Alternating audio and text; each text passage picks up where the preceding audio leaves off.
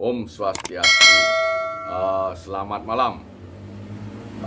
Kembali saya menyapa Anda melalui channel saya ini, channel YouTube dan podcast saya.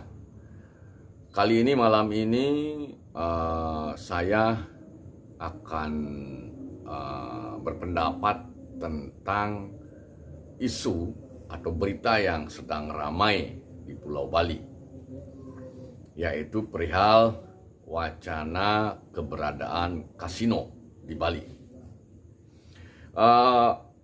Masalah kasino ini sebenarnya sudah sebelum disampaikan oleh salah satu pengusaha di Bali, pengurus HIPMI kalau nggak salah, Ajus Linggih, yang berbeda pandangan dengan salah satu caleg DPD terpilih, siapa namanya, Loh Jelantik. Jadi wacana yang disampaikan Ajus Linggih kurang atau tidak disetujui oleh Loh Jelantik sebagai salah satu warga di Bali lah, sosok yang populer di Bali, dan sehingga terpilih menjadi anggota DPD RI pemilihan Februari 2024 kemarin. Nah, langsung saja apa yang menjadi pembahasan mereka berdua itu dalam satu acara podcast banyak ditanggapi oleh khalayak di Bali. Nah, tentunya saya juga ingin menyampaikan hal itu, ya, menyikapi polemik itu. Jadi saya baca di media ada pendapat atau dukungan dari salah satu pengurus HIPMI Gianyar, apa yang disampaikan Ajus Linggih. Kemudian salah satu pengurus HIPMI Bali juga menyampaikan kesetujuannya. Kemudian ada juga pengurus HIPMI Karangasem, ya. Nah, dari itu hanya beberapa yang saya baca di media mainstream. Belum lagi mungkin pendapat-pendapat yang disampaikan di sosial media. Nah, kaitan dengan wacana kasino ini sebenarnya bukan barang baru yang diwacanakan di Bali. Jadi beberapa puluh tahun yang lalu pernah ada wacana itu, dan saya sendiri pernah menulis di salah satu buku saya, buku kedua saya, yang judulnya itu menatap Indonesia dari negara Bali. Jadi negara Bali maksud saya di buku itu adalah kota negara. Nah, di sana saya ada membahas tentang kasino, ya. Nah, semakin menarik karena terjadi pro dan kontra. Salah satu yang kontra misalnya, menurut saya sah-sah saja. Semua orang bebas berpendapat, tentunya dengan alasan atau fakta-fakta, data-data yang dimiliki masing-masing. Baik Ajus Linggih boleh-boleh saja berpendapat seperti itu karena dari perspektif pengusaha dan data-data angka yang dia sampaikan berkaitan dengan penerimaan negara, komparasinya itu Singapura, ya. Nah, kemudian Loh Jelantik sah-sah saja juga berpandangan bahwa akan bisa menggerus adat tradisi budaya. Nah, persoalannya di sini sebenarnya terjadi perbedaan pandangan. Kalau Ajus Linggih, dia berbicara tentang fakta penerimaan dari hasil kasino itu. Nah, sementara kalau pandangan saya, Loh Jelantik, dia berpandangan berkaitan dengan dampak menurut dia. Tetapi belum ada fakta yang sahih yang bisa dijadikan reasoning bahwa ada satu daerah yang punya kasino adatnya itu rusak. Nah, saya tidak tahu apakah di Jepang ada, apakah di Taiwan atau Tiongkok ada. Kalau di Makau saya tahu ada, ya. Kemudian kalau kita lihat misalnya apa yang dikhawatirkan Loh Jelantik, apakah dengan adanya kasino di Malaysia dan Singapura itu tradisi adat budaya mereka rusak? Belum tentu. Nah, jadi kalau berbasis data, sebenarnya masih lebih kuat, reasonable itu, yang bisa diterima dengan akal sehat itu apa yang disampaikan Ajus Linggih menurut saya. Nah, belum lagi apabila kita menelisik tentang bagaimana dunia pariwisata itu secara komprehensif. Apakah pariwisata itu hanya berkaitan dengan atraksi adat dan budaya? Nah, itu pertanyaannya. Kalau memang seperti itu, kenapa 10 Bali baru yang di launching di Indonesia itu tidak bisa berkembang pesat seperti yang ada di Bali atau mungkin daerah-daerah lain? Nggak usah jauh-jauh, misalnya kita cek misalnya Labuan Bajo, salah satu dari 10 Bali baru.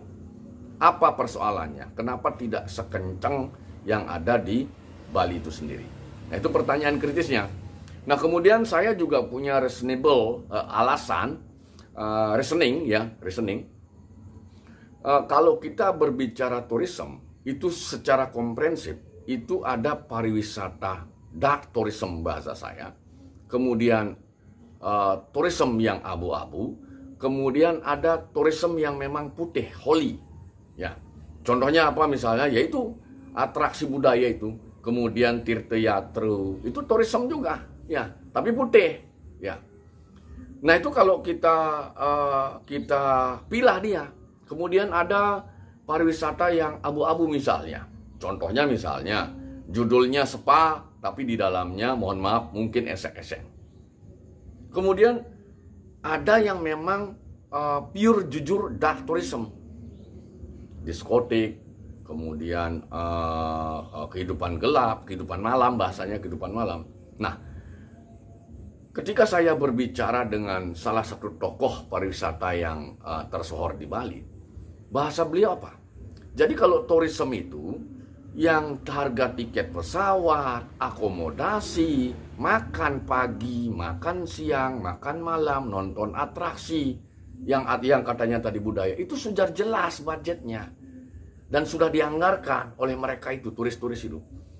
Tapi yang unpredictable, kegiatan setelah makan malam itu.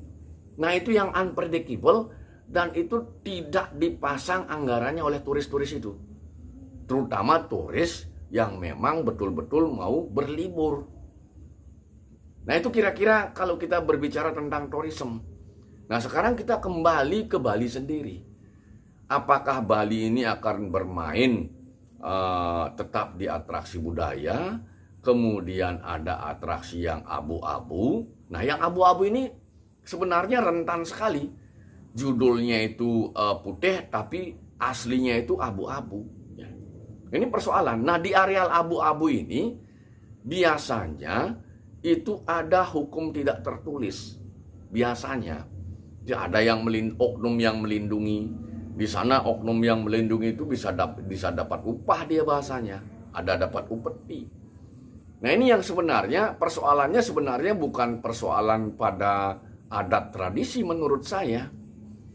Jadi karena kalau kita berbicara tentang kita misalnya, saya sendiri jadi wisatawan, itu tergantung wisatawannya masing-masing. Kalau dia memang imannya kuat, imannya teguh, dia tidak akan datang ke yang jangankan yang gelap, wisata gelap, yang abu-abu dia tidak mau datang. Itu kembali lagi ke masing-masing turis itu sendiri. Dan kita tidak bisa memaksakan yang suka putih harus semuanya jadi wisatawan putih. Nggak bisa. Karena ini kehidupan masalahnya. Nah, jadi kesimpulannya apa? Kesimpulannya secara pribadi, saya condong setuju dengan pendapatnya Ajus Linggih dan para pengurus HIPMI di Bali itu. Nah, persoalan kita di negeri ini sebenarnya undang-undang atau aturan hukumnya yang belum memungkinkan memberikan ruang untuk itu. Nah, seharusnya itulah yang perlu kita kaji bersama. Jangan sampai justru kita bermain di areal yang abu-abu. Kalau sudah bermain di areal abu-abu ini, sulit masuk ke kas negara, sulit masuk ke kas daerah. Ya. Masuk ke oknum-oknum yang konsepnya, yang faktanya itu kemungkinan besar kantong-kantong pribadi. Mohon maaf, itu seperti kasus rekening Sambo, kasus rekening Rafael Alun. Nah, itu contoh-contoh yang persoalan yang sebenarnya kita hadapi berkaitan dengan perolehan keuangan negara ini yang kaitannya dengan pariwisata. Jadi kesimpulan saya sangat mendukung apa yang disampaikan oleh Ajus Linggih dan sudah didukung oleh para anak muda itu. Karena kenapa? Karena anak muda ini sebenarnya pikirannya itu lebih rasional.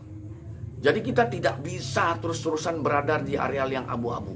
Ya, itu ada oknum nanti yang diuntungkan. Jadi persoalannya memang ada pada regulasi hukum yang belum memberikan ruang. Mudah-mudahan ada yang mau memperjuangkan itu bisa terrealisasi di Bali. Dan saya meyakini kalau barang itu ada, tidak mungkin yang kelas-kelas saya PNS akan masuk ke sana. Tidak ada uang kita untuk bayar itu. Rakyat biasa itu tidak ada uang. Bahkan sebenarnya kalau mau di daratan Bali itu tidak boleh ada judi satupun. Artinya apa? Artinya tempat itu dicarikan tempat khusus. Dan di Nusa Penida pun saya tidak setuju. Karena di Nusa Penida itu tourismnya itu untuk holy, suci, sembahyang, teater. Orang-orang yang memang sah, misalnya bulan madu suami istri, silakan cari tempat yang jauh dari hiruk pikuk penduduk. Kebetulan saya punya saya kebetulan KTP Jembrane. Jembrane itu punya yang namanya Pulau Burung, itu di Teluk Gilimanuk. Silakan kawan-kawan, anak-anak muda, pengurus HIPMI Bali, termasuk HIPMI Kabupaten Kota. Silakan Anda bisa cek itu. Itu kalau di-create dapat izin dari negara, karena ini masuk kawasan Taman Nasional Bali Barat, itu ada 3 pulau. Pulau Burung, Pulau Gadung, dan Pulau Kalong. Tapi Pulau Kalong jangan Anda pakai, karena di sana untuk sembahyang. Nah, yang bisa Anda manfaatkan adalah Pulau Burung dan Pulau Gadung. Itu nanti dibuatkan trip, bisa langsung ke Pulau Tabuhan yang berada di antara Buleleng dengan Bangsering itu bagus sekali. Yang di Pulau Burung dan Pulau Gadung Anda bisa untuk medium class, dan yang di Pulau Tabuhan bisa Anda gunakan untuk yang premium class, VVIP. Bahkan ini kalau dikembangkan, dia akan terconnecting dengan objek-objek di pesisir sekitar Banyuwangi itu yang masih alami, ya. Mungkin itu pandangan saya berkaitan dengan apa yang menjadi perdebatan tentang kasino. Jadi saya lebih setuju dengan pandangan dari Ajus Linggih dan kawan-kawannya yang muda sebagai pengurus HIPMI itu. Silakan anak muda, Anda berkreasi tapi jangan rusak adat tradisi Bali kita. Demikian, selamat malam, terima kasih.